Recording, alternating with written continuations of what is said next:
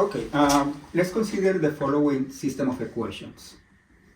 A plus B equal 1 and A minus B equals 0. This system of equation is very easy, and it's well known that the solution is A equal to 1/2 and B equals to 1/2. Now let's pretend that we have the following system of equations. A plus B equal 1, A minus B equals 0, and A equal to 0.6. And then if we wonder about what the solution is, then the easy answer is there is no solution. But what happens if we really want to get a solution? What do I mean by that? I mean, we want to get values for A and values for B that are what we can think the best solution for that, right? We want to find the best solution for that. We know that there is not an exact solution, but we want to find the best solution. Let's talk in general. In general, here we have a system of equations with more equations than variables. Let's suppose that we have a system like this: A11 x1 plus A1n xn, and here am1 x1 plus amn xn, and let's suppose that this is y1 and this is yn, and let's suppose that m is bigger than n. Then we can write this system in this form: A times x equal y, where A has m rows and n columns. We are going to assume that m is bigger than n, and something that we will assume that is going to be important later on, we will assume that the column of A are linearly independent.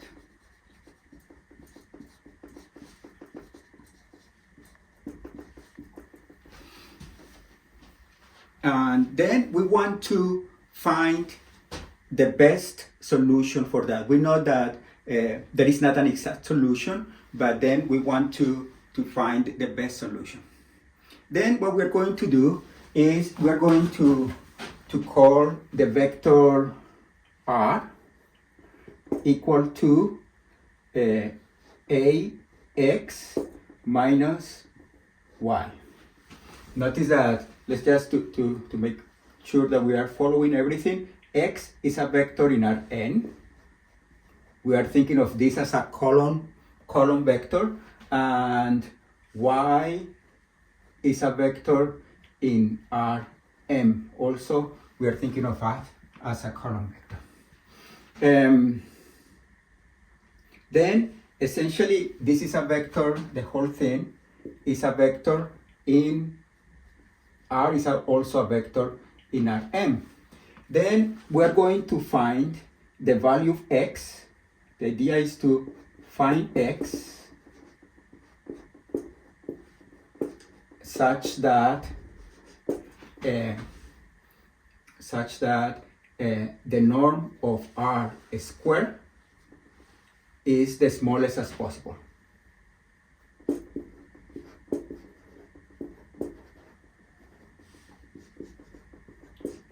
Is the smallest. That's how we solve the problem. That's what we want. Let me just mention some properties of the transpose of a matrix. If we have a matrix like 1, 2, 3, 1, 4, 7, if this is the matrix, if this is a matrix B, then B transpose is the matrix 1, 2, 3, 1, 4, 7, right? That's B transpose.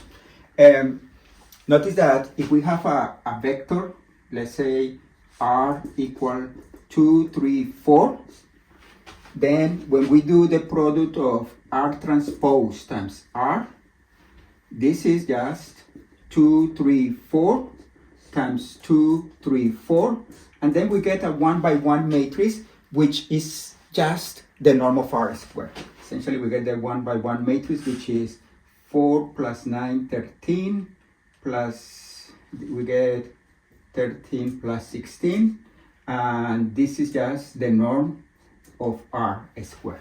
Then we can compute the norm of R squared by doing R transpose times R. You see, and an important property about the transpose is the following. When we have a product of two matrices, we know that matrices do not commute, but they are associative. When we have the product of two matrices, the transpose of the product is the product of the transpose, but in the reverse order.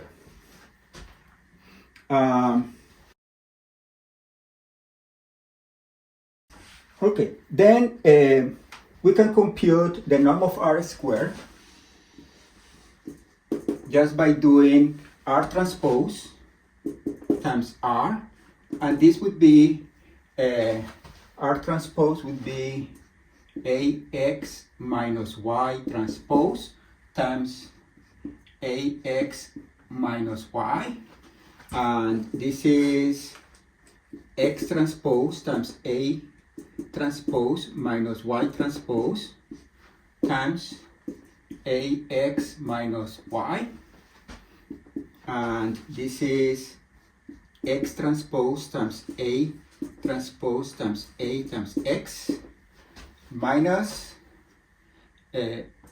X transpose times A transpose times Y minus Y transpose times A times X and plus Y transpose times Y. Remember that this is a 1 by 1 matrix.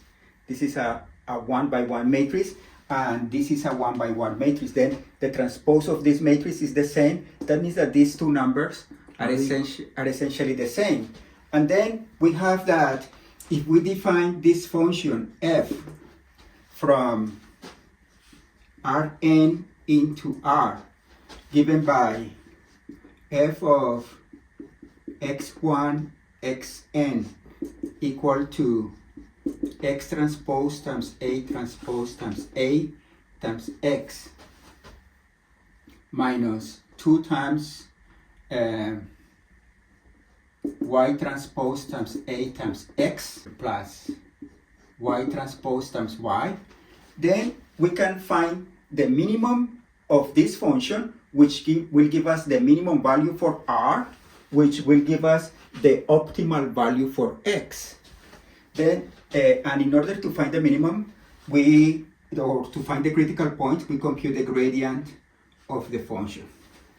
And it turns out that the gradient of this function is this vector, is the vector 2 times A transpose times A times X.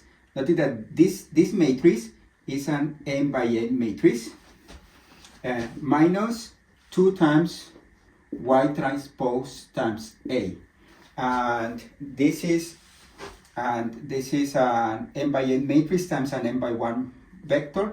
Then this is a vector in Rn as expected, and this is also a vector in Rn.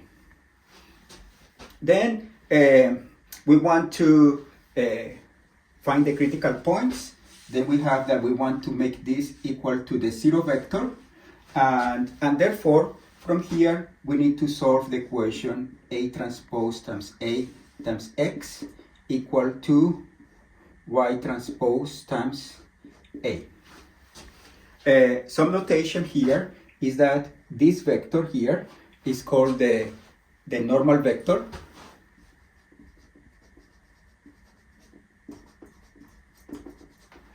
This vector R is called the residual, and this matrix, usually the matrix A transpose times A, is denoted by n, and it's called the normal matrix. Then we need to solve this equation, but here we use the fact that the columns of A are linearly independent, and since the column of A are linearly independent, we can show that this matrix, it has an inverse. Therefore, the solution of the system of equations, that means the value for x that will make this as small as possible, is this one. We need to make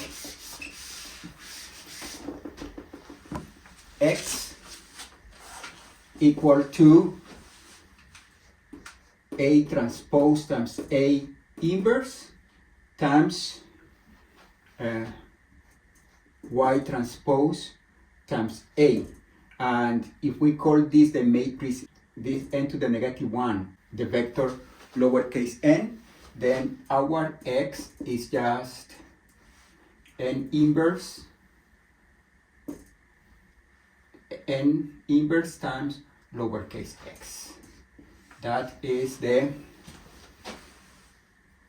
value for the solution x. If we want to find the residual, then we know a. Now that we know x, then it's just a times x minus y. That would be the residual. Because we already know x, then here we know everything. Okay, now we can finish the example that we started with. An important observation is that we are completely sure that this value for x gives us a minimum and not a maximum, because we have a critical point. When we solve gradient equal to 0, we find critical points. But then, in the same way that when we have a critical point of a function in R, and we notice that the second derivative is bigger than 0, then we know that that's a local minimum.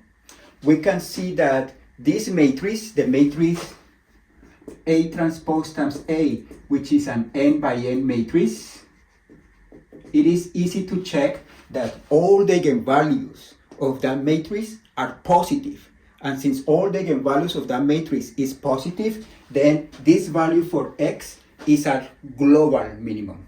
Then that's the value that we are looking for.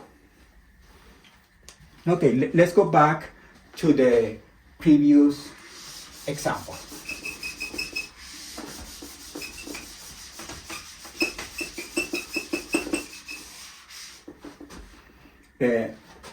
In that case, we have, let me write it like this. We have that x1 plus x2 equal 1, x1 minus x2 equals 0, and x1 equal to 0.6.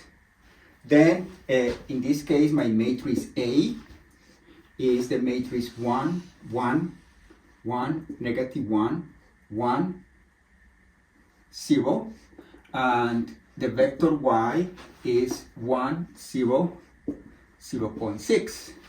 Then my matrix N is the transpose of A, which is 1, 1, 1, 1, negative 1, 0, times 1, 1, 1, negative 1, 1, 0.